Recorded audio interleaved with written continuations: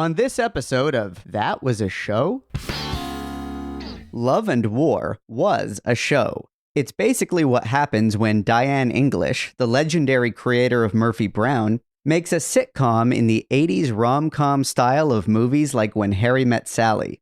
Love and War is about rough-around-the-edges New York City newspaper columnist Jack Stein, J. Thomas, and his attempts at romance. First, in an on-again, off-again relationship with restaurateur Wally Porter, Susan Day, and then, after a second season retooling, in a will they or won't they with chef Dana Palladino, Annie Potts.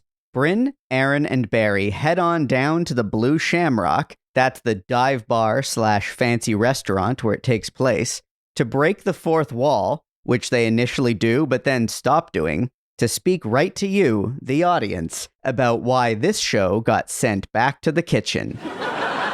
We grew up during peak sitcom, Seinfeld, Friends, The Fresh Prince, but those shows were diamonds in the rough. This podcast is not about those diamonds. It's about the rough. Some sitcoms were briefly popular in their time.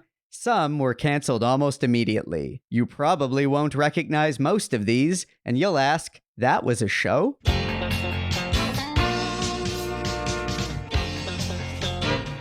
That was a show?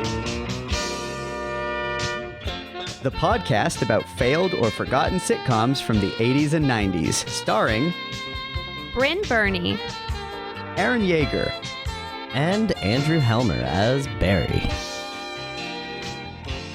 a Radio Gizmo production.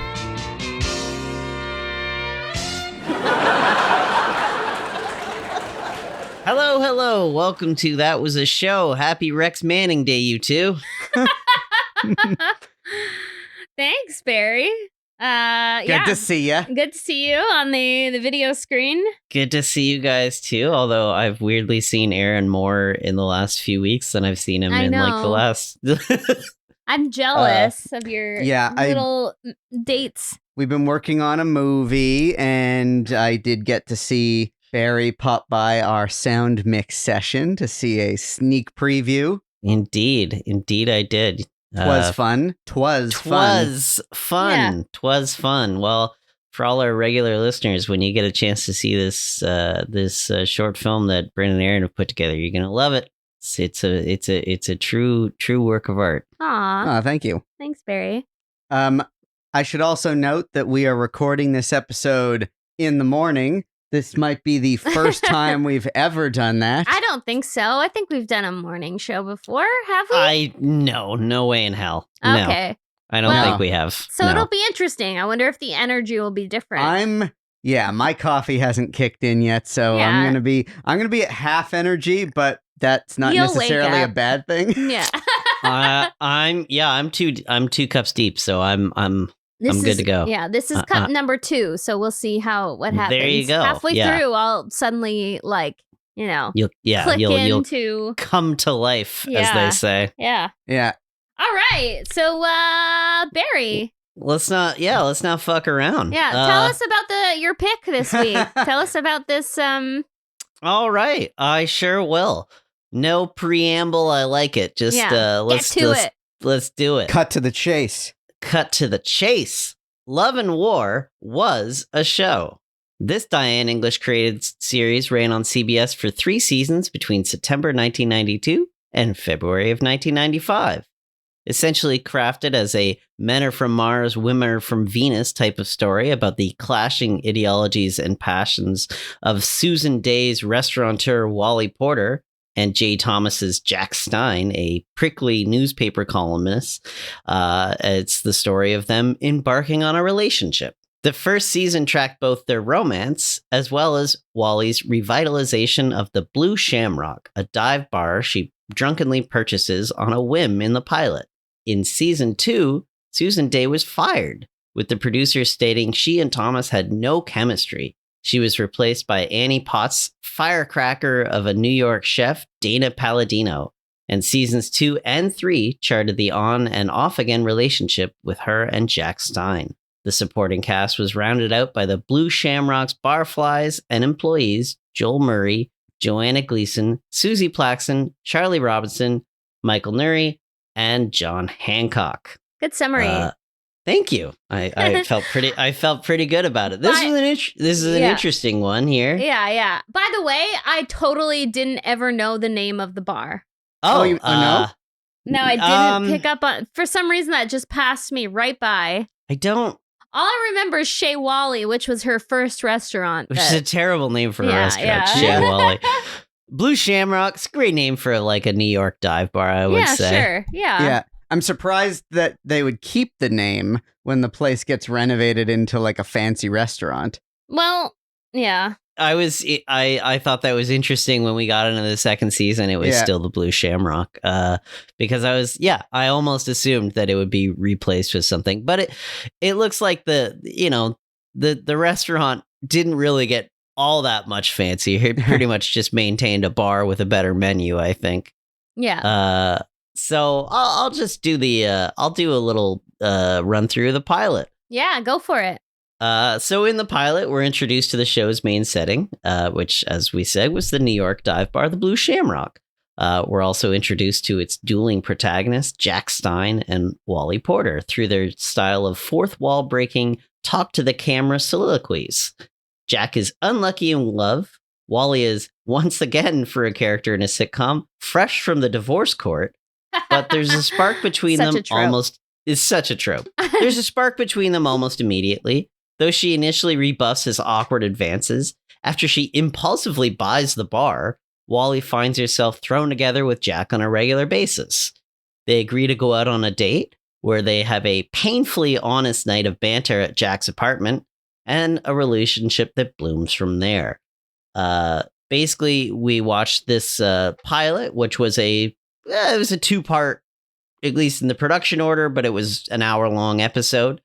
And it's pretty light on plot. It's essentially that she buys the bar, she's gonna revitalize it, and then Jack finds himself drawn to Wally and pursues her romantically. It's the style of the show which really differentiates it from anything else. I mean, this could easily just be Cheers, but Diane English's writing is kind of what propels it. It propels it in it. It's very, very theatrical, very much like a stage play. Especially the pilot, but even in the other bits of episodes I've seen, it kind of maintains its theatricality, where like it plants some characters in a setting, it lets them talk to each other, and that's usually the main thrust of the episode. And yeah, they have these little like fourth wall breaking soliloquies, which I thought was really interesting, where they basically kind of talk about how they're feeling at the time. And it really gives you some pretty interesting insights into the characters. And it's really interesting because it actually kind of deepens them almost immediately. Not a lot of things could get away with it to the extent that they use it in the pilot, but especially with Jack, who could really come off like a bit of a prick, because we actually are seeing his thoughts. You kind of get to like him pretty immediately, because yes, he is kind of a chauvinist, but we kind of see that it's a bit of an act, and he's just he really is just looking for love, and he's a nervous guy, and all of his macho bragging is not really the true him. So yeah, I really, like a lot of things, I picked this show at random off of the CTV app, and honestly, within 5 minutes of starting the pilot, I was like, oh, I like this. This is really interesting. And there's a bit of I haven't seen a lot of Murphy Brown, so I don't know how similar it is in style. Murphy Brown being Diane English's big show. There's a lot of like classic Woody Allen-ness to this. Yes. Okay. We both got that vibe when we were watching it. We're like, okay, this is very much a very specific New York rom-com like style where, you've got like it's scored by like, jazz standards, and like there's gorgeous. The opening of the pilot is the opening of Manhattan. Shots, cinematic shots of the city, and like the talk to the camera stuff. The talk to the camera stuff. It's all very of that vibe. Like, So that the talk to the camera thing, like in even outside of that specific subgenre, it is a very popular thing in rom-com movies. Yes. So basically this was like a sitcom that's like a rom-com, which I enjoy personally. Like I think they're fun. Like it's like, it's fun to watch. For me at least, like I really enjoy like a personal relationship, like watching the evolution of a personal relationship. And actually, after the pilot, one of the things I was most invested in is like the restaurant storyline. I was like, ooh, I want to see how it's made over. Like very silly, but anyway. No, absolutely. It's a lot of fun. And these characters are a lot of fun. And I like that it sets its stakes, for TV relatively low. Yeah. And it's fine with that. I don't know why I really enjoyed. So one of the supporting characters is Wally's ex-husband, who's played by Michael Nouri or Dr. Roberts from the OC. Terrifying for me. Dr. Roberts. And I just really enjoy that he hangs around and like he's really funny. Yeah. And having, been interested enough in the show, and I also kind of wanted to get a good handle on some of the things I was going to talk about. I didn't watch many more episodes, but I did just sort of drift through the first season a bit, watching bits and pieces here and there. And he's just right in the gang. He's just in the mix. He's in the mix, and he's really funny. He's really funny. It kind of reminds me of kind of Cougar Town employs a similar thing with having the ex-husband be part of the gang, despite the divorce being the first thing that happens. Well, then, I mean, and he's also in the second season. He's in the whole show. He's in the whole show. And Wally's not even around anymore, which we'll get into with the retool. But it's it was a fun move, and it was clearly motivated just because he's funny. Like it's clearly very like, much so. We gotta keep him around. He's like, got good chemistry with everyone. And I'm glad you brought up the Woody Allen comparison, because half my notes on the pilot are basically details relating to that. I think it's intentional. I don't think it's just like us drawing a comparison. It's right from the way the opening titles are shot. It's a love letter to New York. Yep. I don't think it's got any Gershwin in it, but it might as well be scored by Gershwin. It might as well, It's also the way they break the fourth wall, the fourth wall being broken not just as a joke, but as a way to, like you said, Barry, add the emotional depth and inner motivations to the character. Obviously, 1992, New York, Woody Allen's style of humor and his influence on comedy weighed very large at the time. And all of his, personal life issues as an individual aside, if we're just looking at his influence on comedy, it is unmistakable that at that point, absolutely, he in the 70s and 80s influenced the development of the romantic comedy in that type of setting to a very significant degree. And this pilot, maybe it was partly because of the double episode sort of length, that it was almost 40 minutes long, but also like right within that first 5 minutes, you're right, I was also like intrigued. I was like, oh, this is different. This is interesting. Part of it was the pacing. I haven't seen Murphy Brown since I was a kid.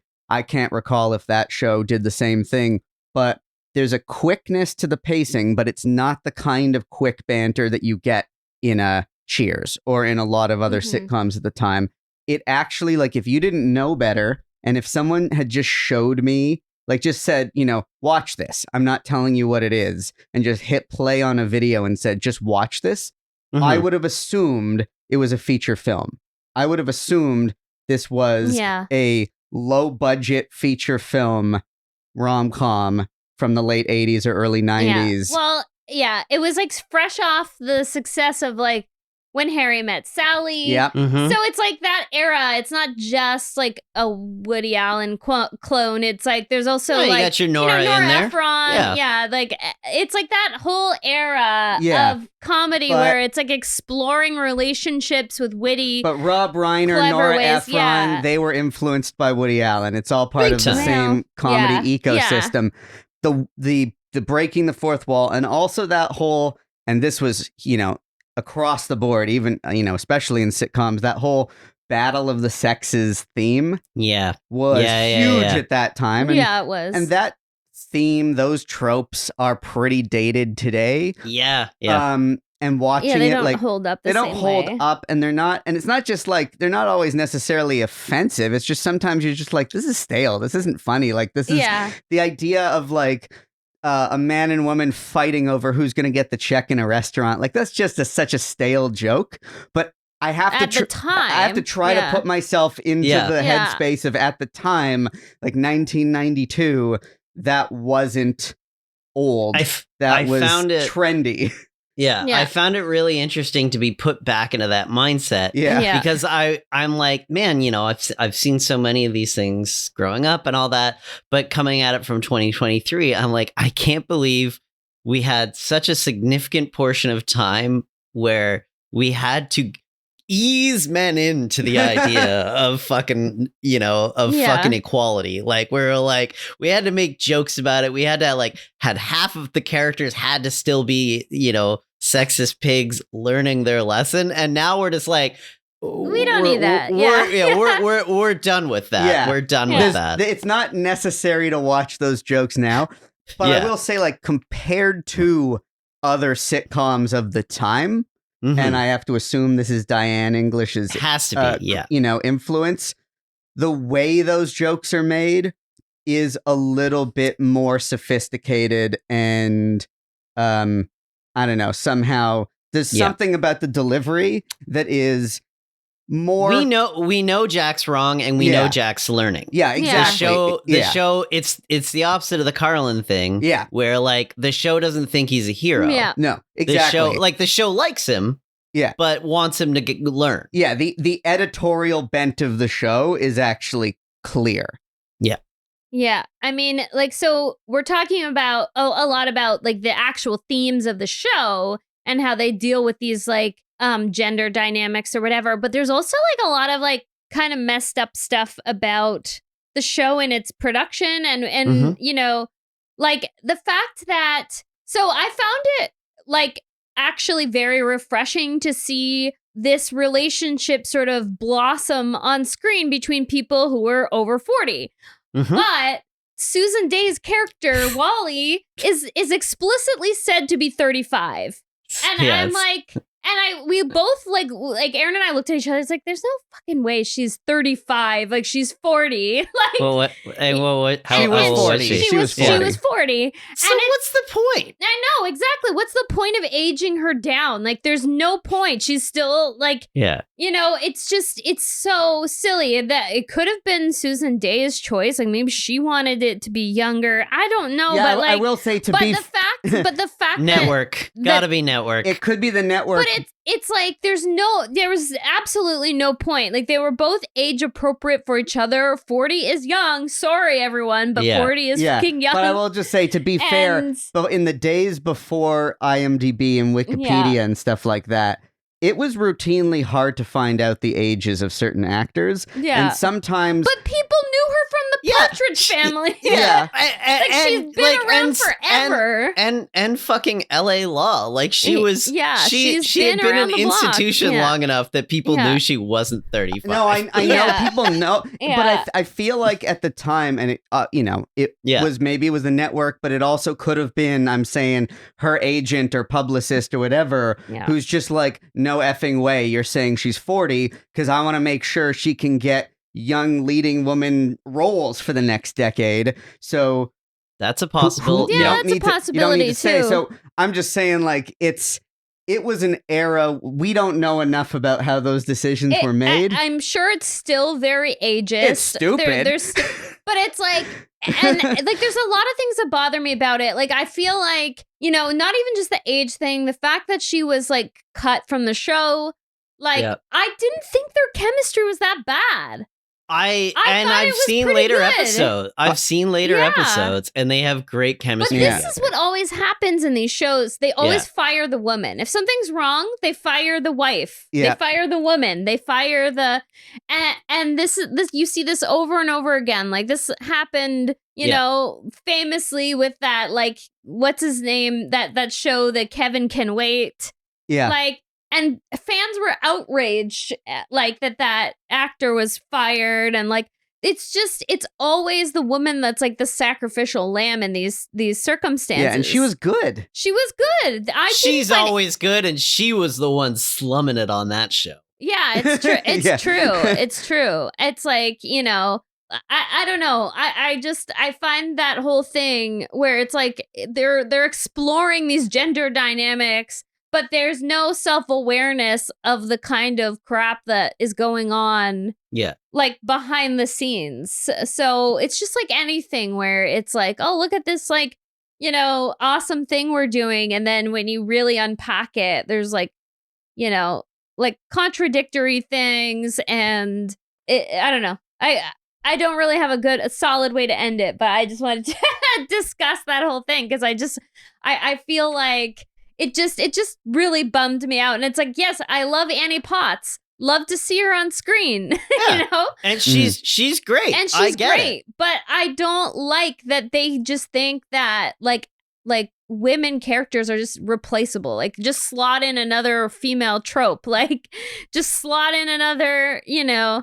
I was really glad. So I was saying to Aaron earlier is, like, you know, there is an episode of this show that has Jerry Seinfeld and Larry David guest starring as themselves in it. And normally when picking our shows, we'll probably go with the one that's going to have something to do with Seinfeld or Friends if we can. Or like, that kind of fun cameo. Especially 90s, especially if there's a big Seinfeld connection because of just being huge fans of Seinfeld. Ultimately, I'm glad I did not choose that episode as a second thing, because I think that the premiere of the second season is really worth talking about. Yeah. In that it is, as you know, not bearing the lead at all. It is the first episode after Susan Day was fired. And it is a real interesting thing to see such a blatant retool. Yeah. And in a, I don't want to say offensively handled, because it's not offensive. Ham-fistedly? Thank you. Ham-fit. Like, just the absolute... ham. Yeah. Just the absolute Poochie died on the way back to his home planet. You know, like... Yeah. That's exactly what it is. And, like, I mean, let's put it this way. There is an offensive way to handle this, and that is the Erin Hayes way, in which she dies off screen instead of just leaves the fucking piece of shit Kevin James. Yeah. But so we'll just jump into it. So in the premiere episode of season 2, Wally is nowhere to be found, having both left Jack and the Shamrock's bartender Abe letters stating her intentions to leave the country, move to Paris, and find herself.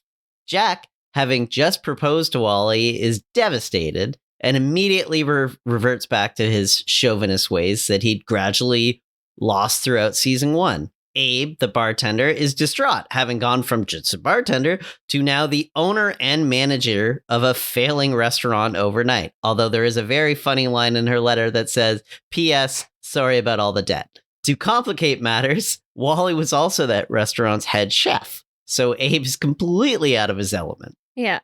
Enter Dana Palladino, played with the instant scene-stealing charisma that only Annie Potts could provide. She's been freshly fired from a top sous chef job at a fancy restaurant, and she's desperate to prove to her former chef that he's wrong and that she'll never work in this town again. She becomes the Shamrock chef, and also the spark that reignites Jack's passion for life and love. Will it all work out? Who knows? This was the last episode we watched. Well, okay, so another thing to note about Abe is he is actually the brother of Ike. Yes. And poor Ike, John Hancock, who played Ike, passed away in 92. So yeah, he died in the middle of the first season, and I want to watch those episodes to see how they handled that disaster, because basically he dies on the show. Oh, the character dies. Yeah, he died. Yeah, it was one. Wow. It was one of those, like, let's just face it head on things, because he died very suddenly of a heart attack. And he's great. Yeah, he's so good. He was my favorite part of the pilot. I actually want to say, I could have saved this till the leftovers, but you guys jumped into season 2. But I wanted to say, because I had a few leftovers on episode 1, but I just want to say for him, we can talk about it out of order. We can do whatever we want. I just want to say, it's our podcast. Damn it, we can do whatever we want.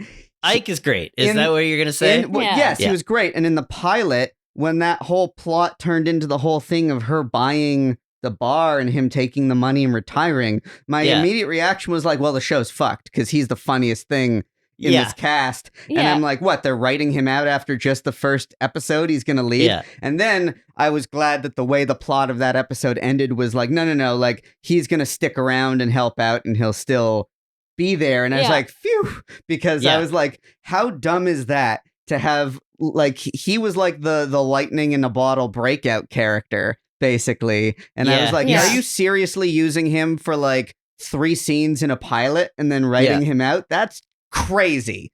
So I was glad that they actually kept him, because he's very funny. Super funny. Very and, like, funny. Yeah. He has this one eye roll look when she makes a comment about how she's gonna have to explain to him some like lessons on like customer service or whatever. And he doesn't respond with a line. He just has this one extended eye roll that was maybe the most like savage cut eye I've ever seen. That was just so funny. Yeah. So the season 2, we're already, luckily, Charlie, the brother, very funny as well. Immediately, I only saw him for the first time in this premiere episode, but he'd been around for the majority of season 1. He's very funny, fits into the cast, has a great energy to him, has a lot of good energy in this episode.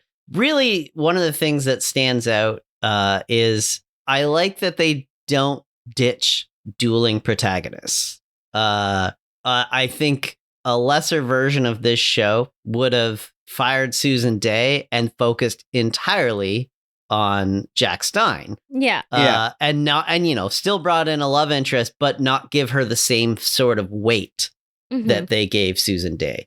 I think it's unfortunate that it happens this way, because again, Susan Day was great. And I don't know, maybe there were behind the scenes issues that I was unaware of.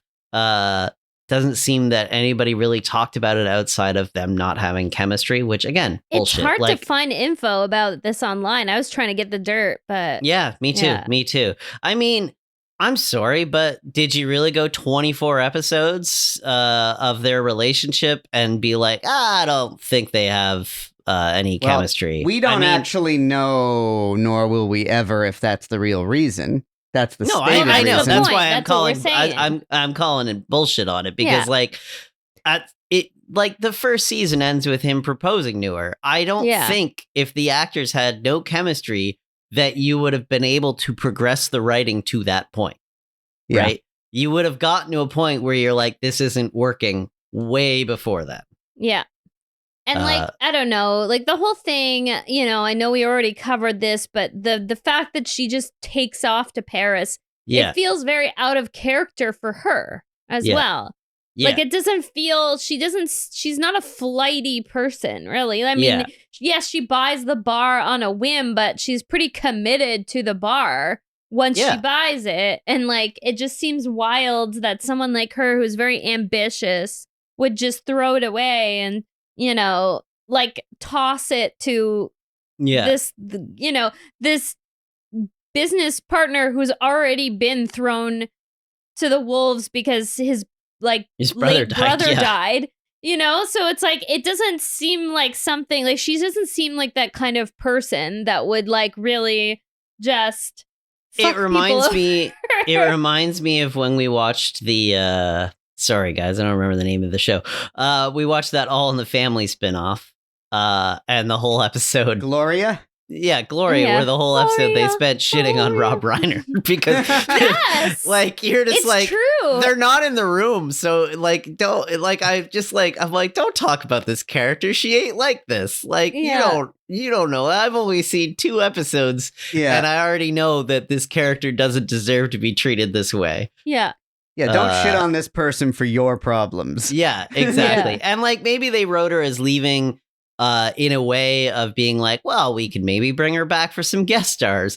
But like, at no point would you consider that as an actress. Like, after being unceremoniously fired like this and written like this, at no point would an actress ever be like, I'll come back for some guest stars. And the other thing they retooled is they got rid of the direct-to-camera soliloquies. Yeah, that's true. Which they gradually phase that out throughout season 1, but it is throughout season 1. It just gets less and less and less. Because that was a creative choice that I actually surprisingly liked. I don't think all shows can do that well, but it would have been interesting to see Annie Potts do it too. I think.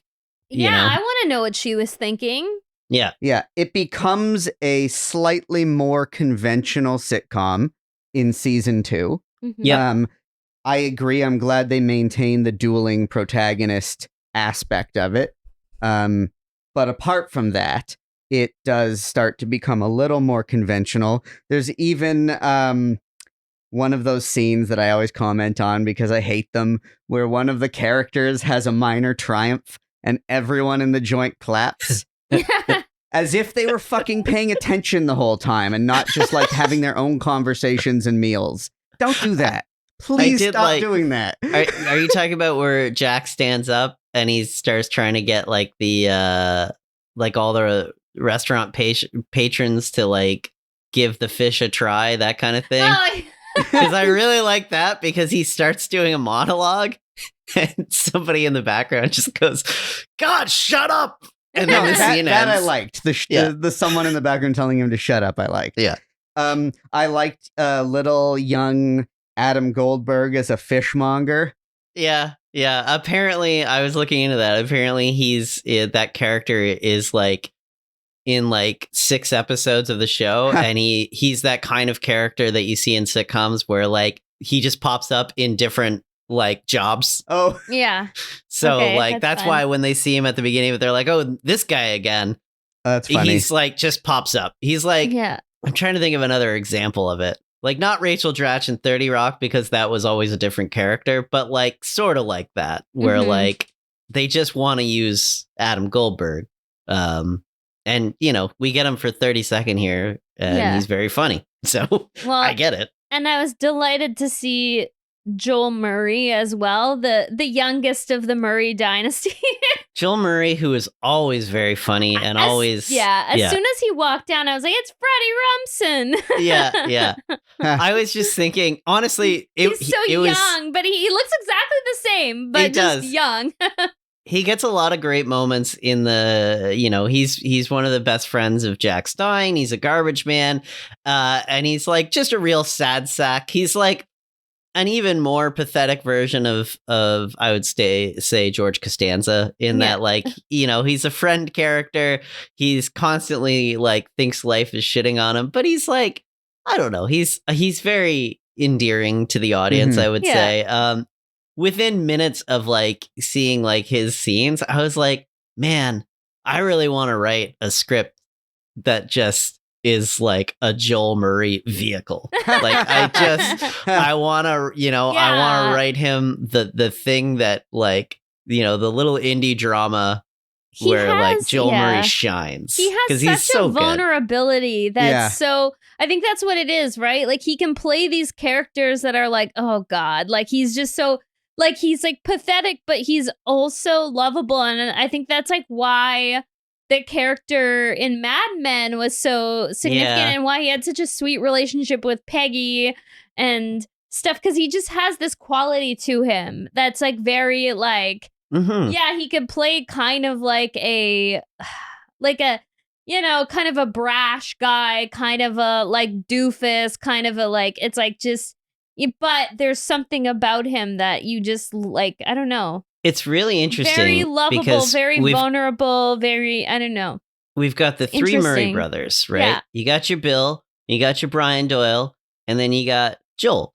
Yeah. And they all have such distinctive performance styles that have nothing to do with, like... But yeah, you can tell they're brothers. Yeah. You can tell they're brothers, but it's not like a Casey Ben Affleck thing where you're like, you're doing a similar thing, but shorter. These guys are all so distinct from each other. Like, yes, you absolutely know that they're all related, but like... I forgot, by the way, this morning, and I was like, oh my God, yes, he's the third Murray brother. So you wouldn't give a Brian Doyle role to Joel. To Bill Murray until you told me this morning. Yeah. But you wouldn't give a Joel Murray role to Brian Doyle Murray. You wouldn't give a Brian Doyle Murray role to Joel Murray. Yeah. And you sure as shit wouldn't give a Bill Murray role to either of them or vice versa. Yeah. These are very different tools in the toolbox. Yeah. And you can tell they're all from the same toolbox, but they serve very different purposes. It is interesting. I'm glad that he stuck around for season 2. And also, I don't know her name, but the friend that sits next to her at the bar.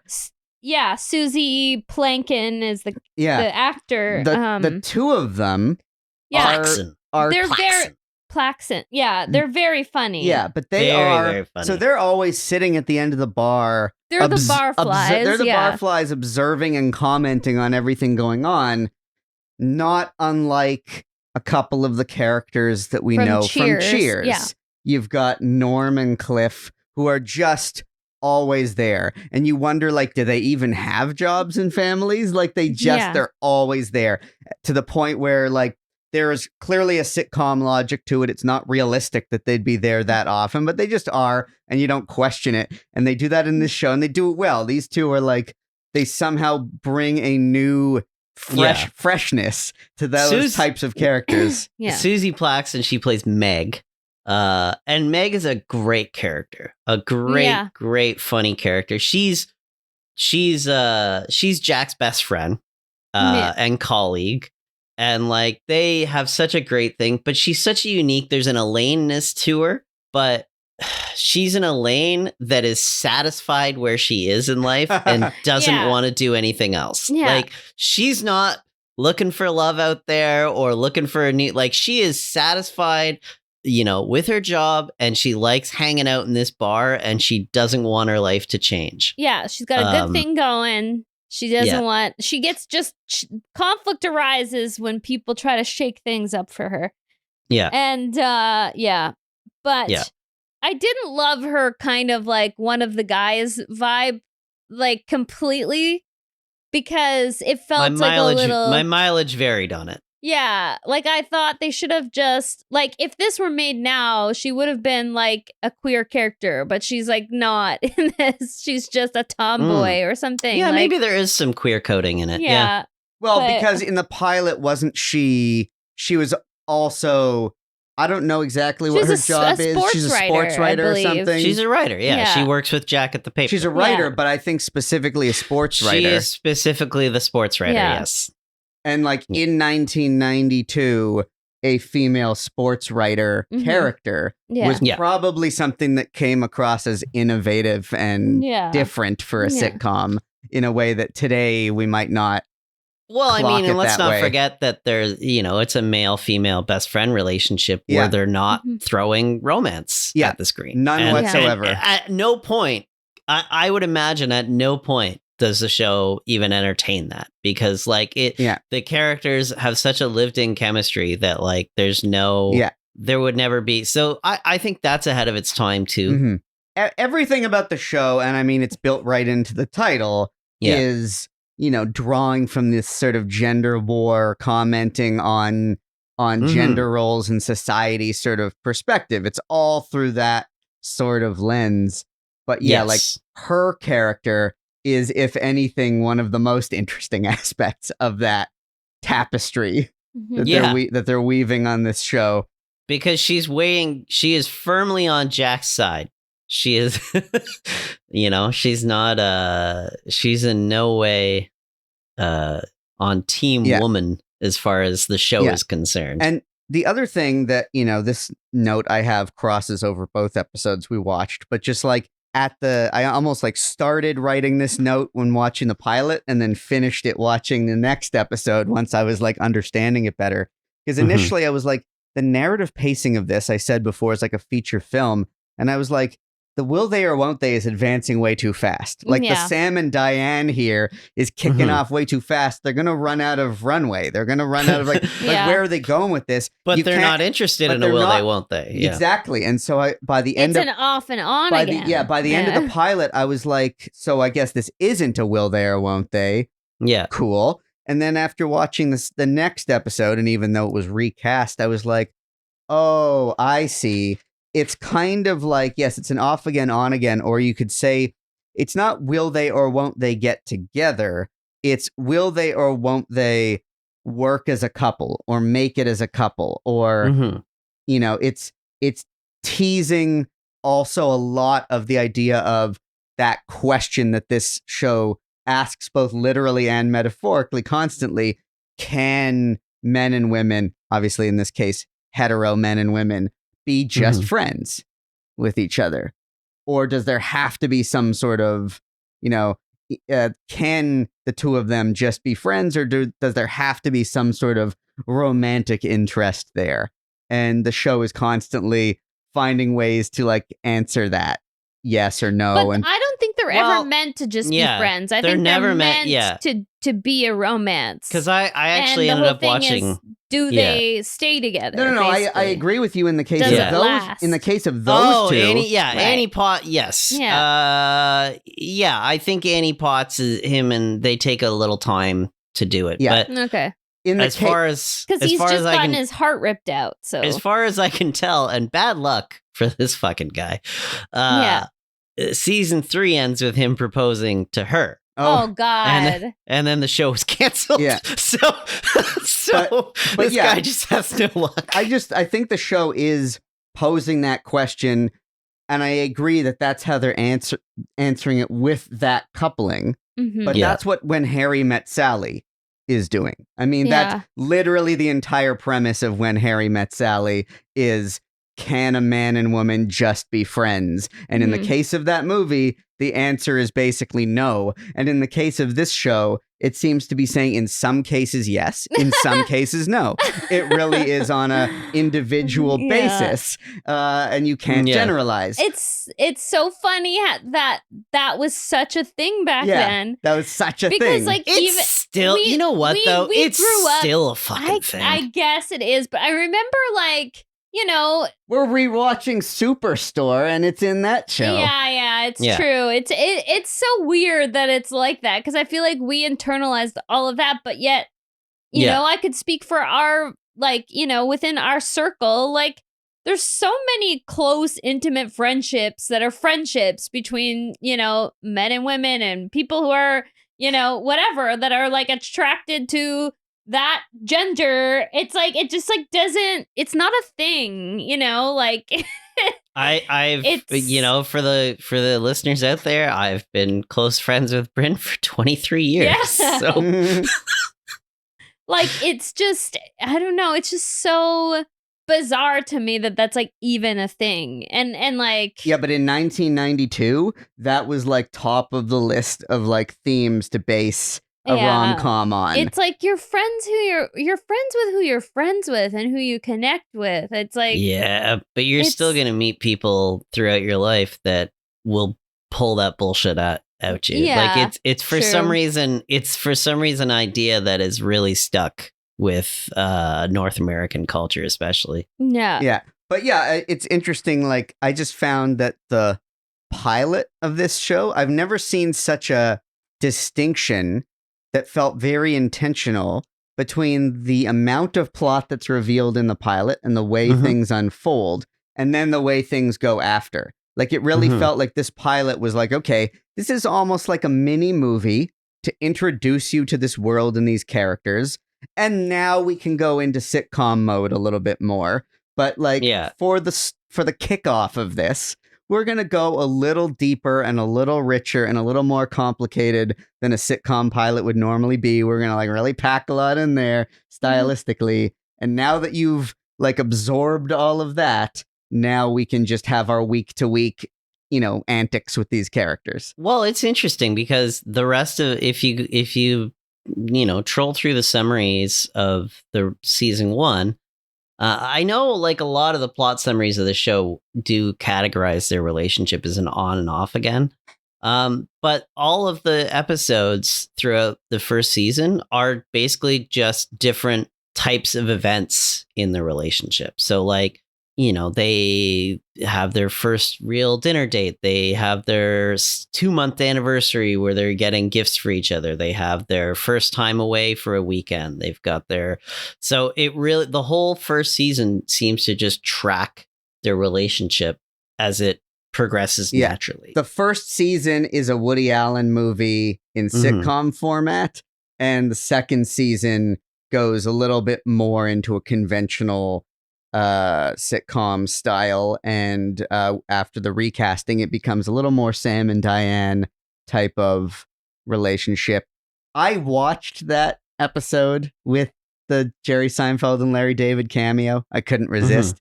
And that episode, maybe my commentary is heavily colored by that episode because that's the one I just watched.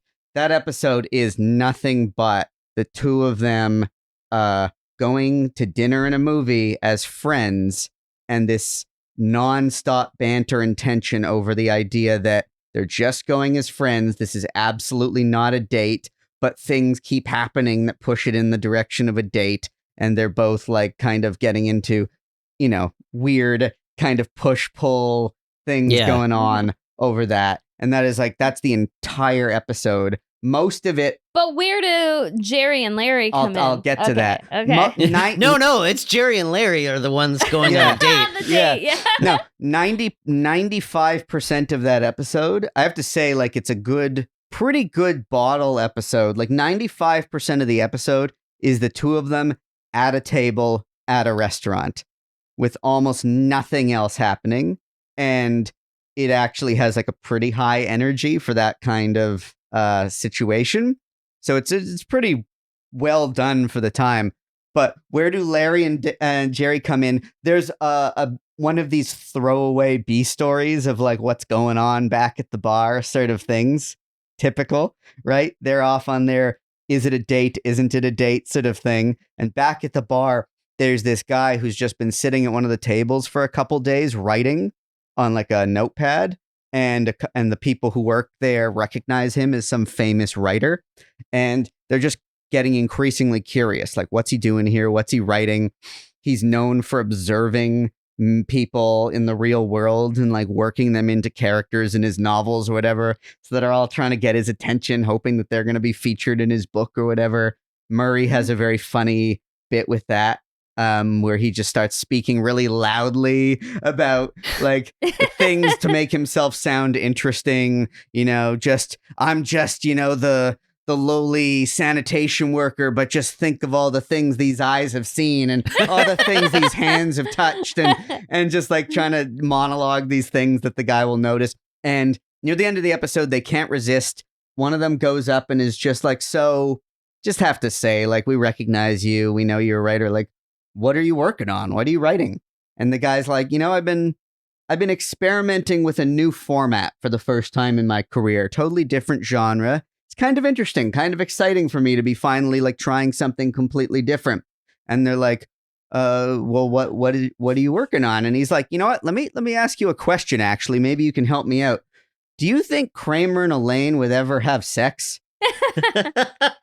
And then they're like, what? And then the episode wraps up. The main plot wraps up. Roll credits, and the extra little button at the end of the episode is it just hard cuts to Jerry Seinfeld and Larry David in like the Seinfeld writers' room with piles of unsolicited spec scripts in front of them, and they're just reading like plot summaries from spec scripts, and they look at one. Oh, this happens. Yeah, that's funny. And toss it into like a garbage bin. And they're just going through all these like spec scripts, and they pull up one and they're like, oh, it's written by, and they say the author's name, and they're like, oh, he's pretty well known. Well, what's that? And they're like, yeah, it's something about Kramer Kramer and Elaine hooking up, and they're just like, yeah, that's gonna happen. That's really funny. They toss it in the garbage, and then they sit there for a moment, and they're like, you know what? I mean, no one would see that coming. That would be pretty unexpected. Maybe that could be funny. Well, he's a pretty renowned writer. We should probably give it a chance. And they pull it out of the garbage. Roll credits. It is a pretty funny idea that like a like super famous novelist is like, I'm gonna write a spec script for Seinfeld. Yeah. So it is funny. That would be a funny episode. I'm sorry. That would be fucking hilarious. I mean, there's an episode of Always Sunny where Dee and Charlie have sex, and that's of a similar style. And I'm just like, yeah, that doesn't make any sense. That's funny as fuck. I want to see that. Yeah. I'm glad I watched it, but yeah, it was season 2, episode 11. So it also, gave a sense of like, this is how much the way things have advanced by that point. So from the first episode of season 2, 10 episodes later, they are not dating. They're still 11 episodes. They are, there's clearly some sort of romantic tension between them, but they are both still in a mode where we are friends and I hang out at this bar and you work with my, people I know. And it's just like, we're not dating, and there's not, and the episode starts with like, there's some movie that she wants to see. It's, like some famous classic movie that's being, shown remastered in some theater, and who wants to come, and he's the only person available. And then she tries to like, back out of the invitation because she thought it would be like a big group of friends. But when it's just him, she's like, oh, this is awkward. It's going to seem like a date. And yeah. Fair. So there you go. It's just a movie. But then they're like, well, we're going to have to eat. She suggests dinner first. And he's like, well, dinner and a movie, that's a date. And she's like, doesn't have to be. We're both just hungry. And then, man. It just, and yeah, they end up going to the Russian tea room. Oh, wow. Which again, they are keeping up the love letter to New York aspect of this show to some degree. There are a lot of like, even when they talk about the movie theater where that like classic movie is playing, it's the Strand. Like there's a lot of references to sort of things about New York, about Manhattan, that if you know the sort of art scene or whatever, or the culture scene in Manhattan, these like landmarks and stuff like that. They still talk about all that. It felt definitely way more New York authentic than say something like Friends, which in no way feels like anything to do with New York. Yeah, exactly. Friends could have taken place anywhere. They just happened to say it's New York. Yeah. This show has characters and plot lines and behaviors and references and jokes that are all super New York.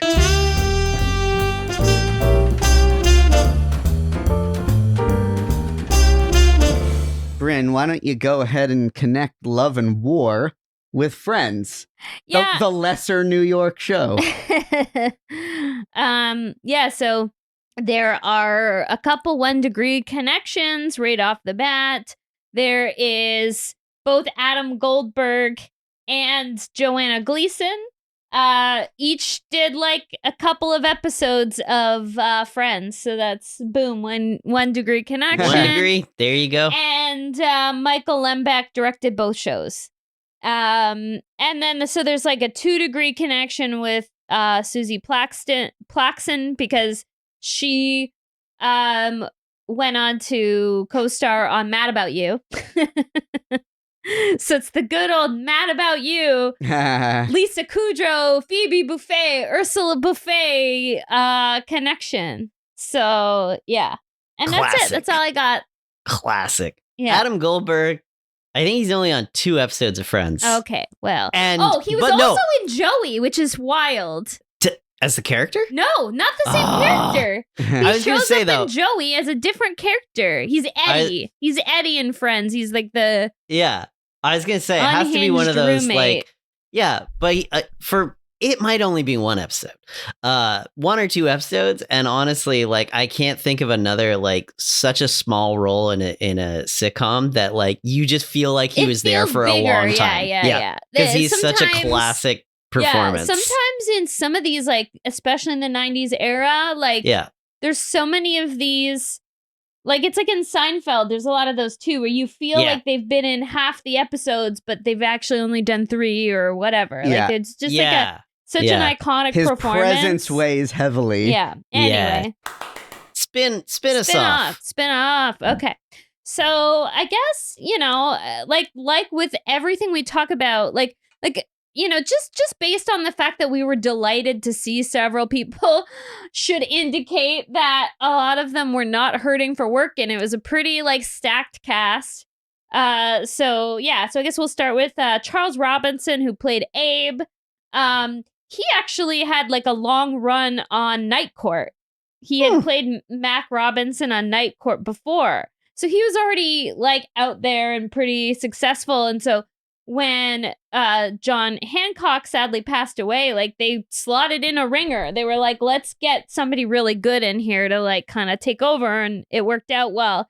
You know, since his time on Love and War, he's consistently worked on many films and television shows. Some of his notable roles include Bud Harper on Home Improvement, who was, like, the new owner of Binford Tools. Oh, right.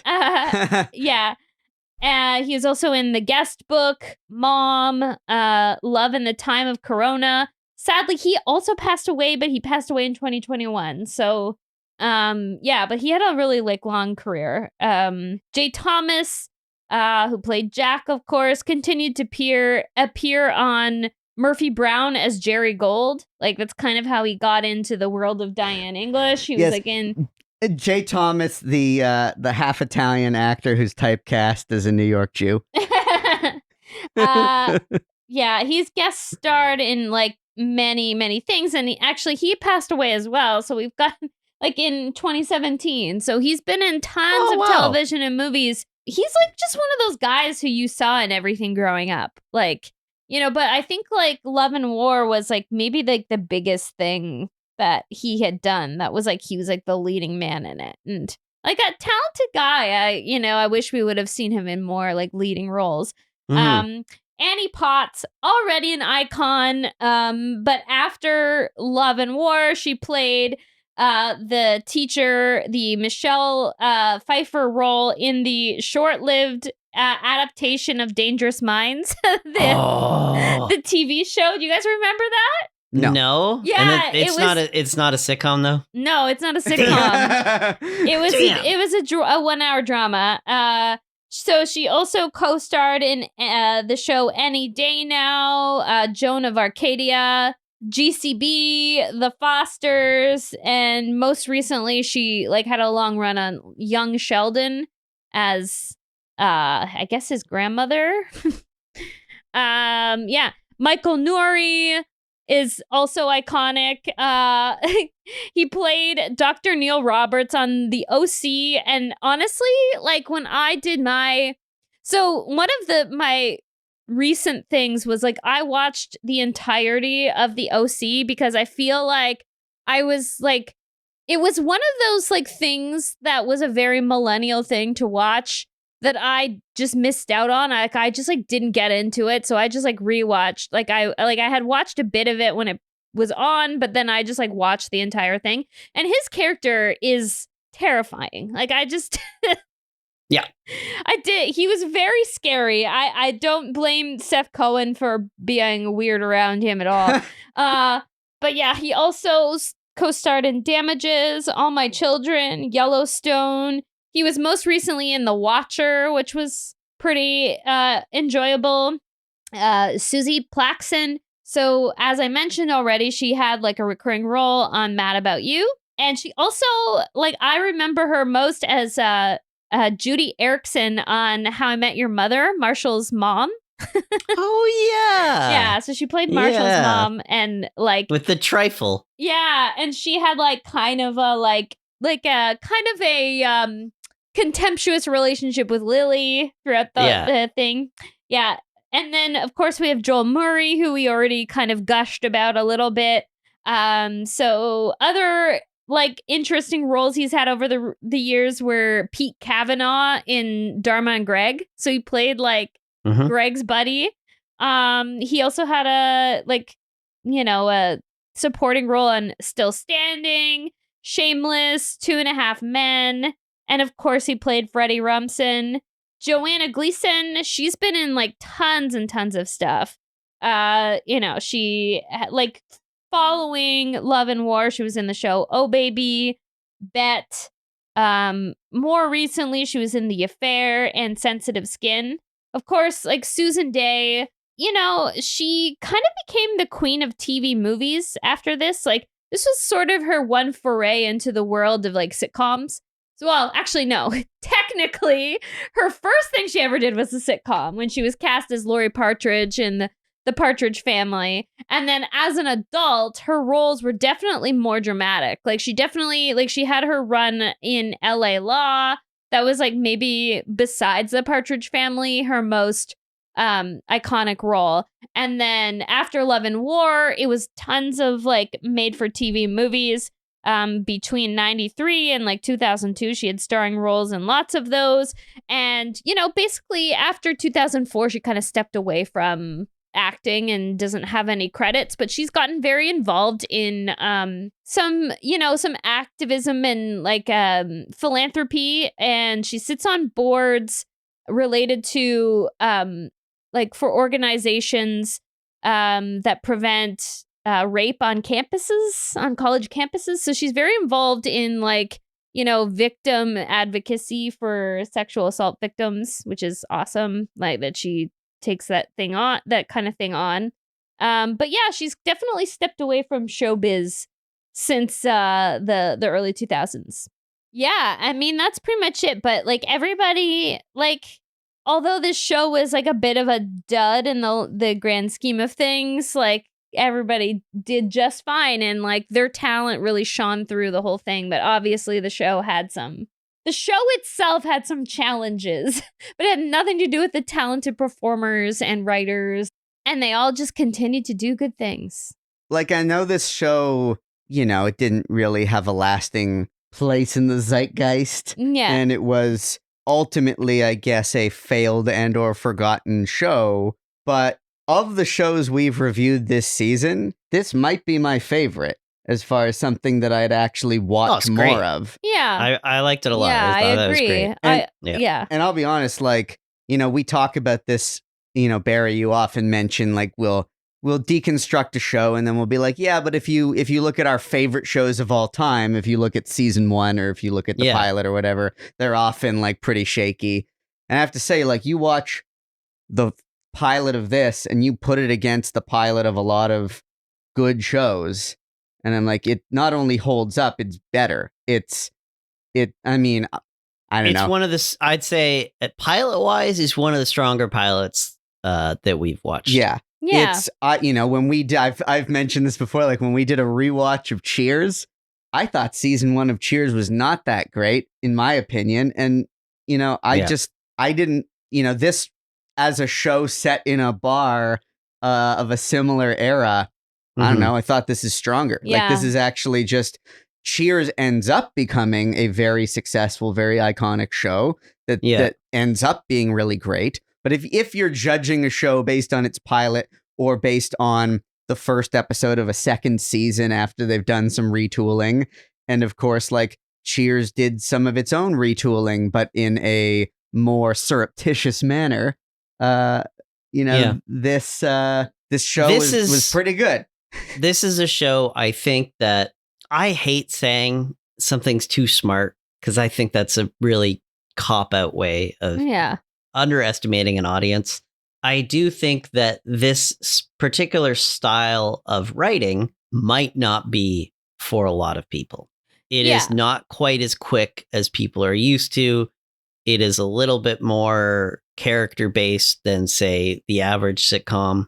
Yeah. So I think that, it's a little heavier written. Yeah. Not subject-wise, but it's a little written heavier than, say, the average sitcom, and it might not have taken off. I would say that it's really unfortunate that Susan Dey was fired, and I think it was a complete shitty thing to do. The show doesn't seem to suffer that much under switching to Annie Potts. Like it did do another 2 seasons, and it whatever it was doing was still working. I think that sucks, but at least they did manage to, keep going, and a lot of people stayed employed, unlike, But I think it's a shitty legacy for the show to have, but I don't think that Annie Potts necessarily does any harm to the show. In fact, she's fucking great. Yeah, she's great. It sucks. It is just that idea that we can just swap out the woman and then it's fine. We just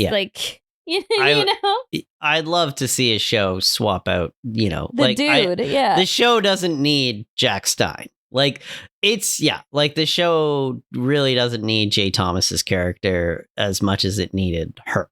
Yeah. You could have easily just removed him and kept Susan Day, added Annie Potts, and then had the thing be about them clashing as owner and chef. Yeah. Yeah. I also find it still hard to believe that it was truly any sort of chemistry issue. I have to assume that there was either it was a matter of behind the scenes conflict. Either it was a case of simply the show is not doing well enough in the ratings and they threw her under the bus for that, in the way that, like you're saying, it was more typically the female character who they would, scapegoat to swap out and just find a way to retool the show.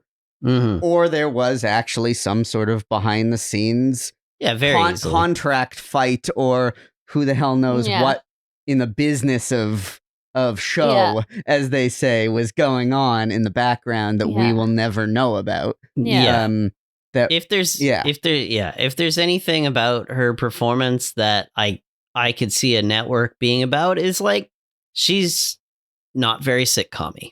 And I don't think that's a negative. Yeah. But no, I saw that as a positive. I could certainly see CBS go, what is this? Because this is like a rom-com that happens to be a sitcom. So I guess like maybe the reason, the reason why it wasn't as successful is because people who would watch that kind of thing are just watching rom-com movies. Like, they're just watching movies.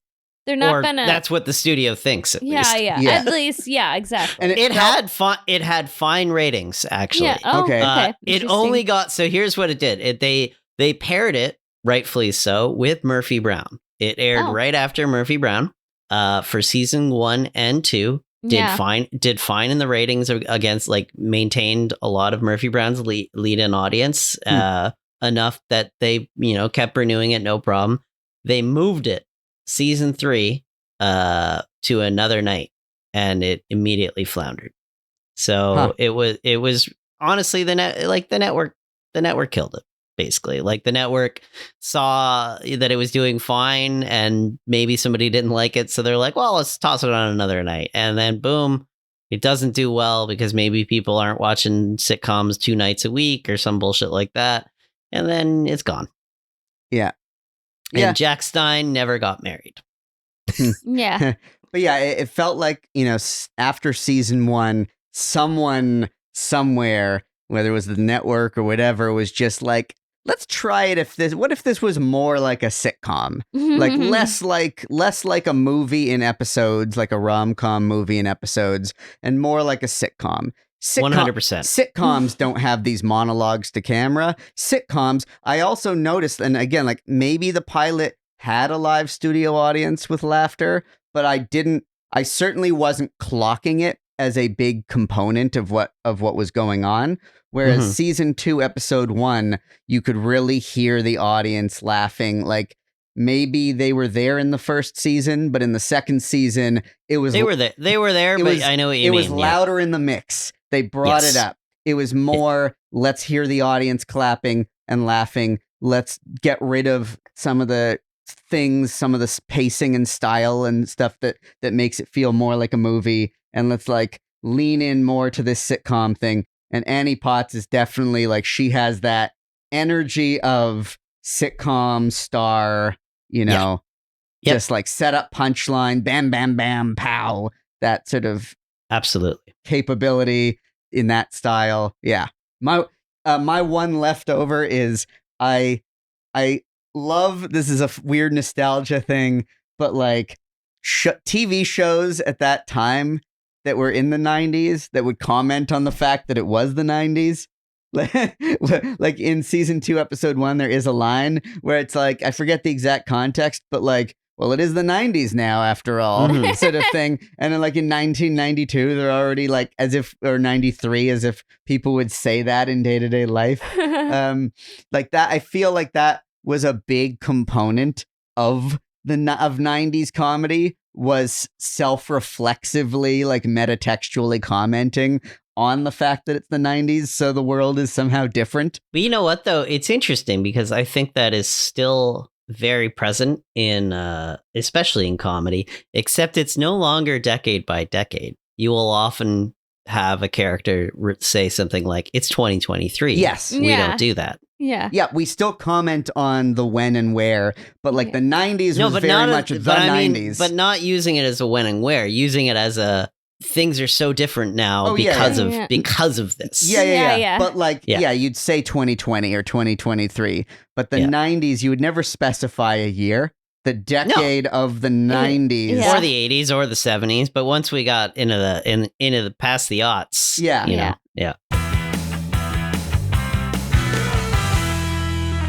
All right, let's do a quick check-in with Mr. P and see what he's got to say about this one.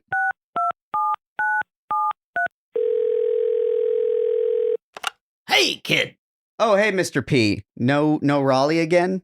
Nah, kid's got a callback. Maybe he's no fluke. You know, with his uncle and all. Apparently those legendary acting chops didn't fall too far from Freddie Prinze Jr.'s tree. I mean, I've always liked She's All That. Well, good for him.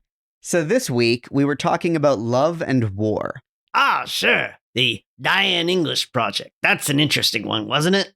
Yeah, it kind of had its own style to it. Yeah, the execs didn't really know what to make of it. Is it a play? Is it funny? Why are they talking to the cameras? Why is Annie Potts suddenly there? But you know, unique. It certainly was. I imagine you ran across Diane English in your day? Ah, now there was a legend. But no, not really. We didn't always see eye to eye, you know. She often accused me of running a bit of a boys' club. But that's just not true, Aaron. It wasn't a boys' club at all. It was just a fancy room where men could go and smoke cigars, drink whiskey, eat pickles late into the night till their skin had a nice briny sheen. I mean, I guess we did call it the boys' club, but still, it's an unfair accusation. Sure, totally off base. So what's going on with That's It? Roberta Bondar was a bit of a bust. You know, apparently neither SAG nor ACTRA recognized NASA space flights as comparable screen credits. We had to go back to the drawing board again. Can't have the unions on my ass before we even got a locked-in premise. Still no finalized concept? This week we're looking at a bit of a retool. We'd use most of the Cheers Bobby Bondar script, but we would transport the characters to the mean streets of Calcutta, where a certain, how shall we say, saintly, wily old nun tries to balance her life of charity with the trials and tribulations of dating. We'll answer that age-old question, can she really have it all? Wait, are you developing a sitcom about Mother Teresa? Well, I will neither confirm nor deny it, but we may have some meetings with her estate set up. I can't imagine they'll have any issues with the script, though. Oh, no, I'm sure they'll be completely fine with it. Do you think they'd object to her having a bit of a will they, won't they with a sexy handyman? Can't imagine they will. All right, kid, I'm off. Oh, God. Yikes.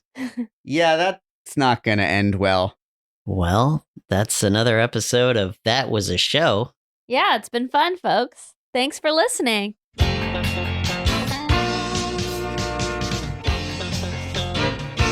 That Was a Show is created and hosted by Brynn Burney, Andrew Barry Helmer, and myself, Aaron Yeager. It's a production of Radio Gizmo in Toronto, Canada. Subscribe, rate, review, and share. Follow us on Instagram and tell your friends about it. That Was a Show? Radio Gizmo.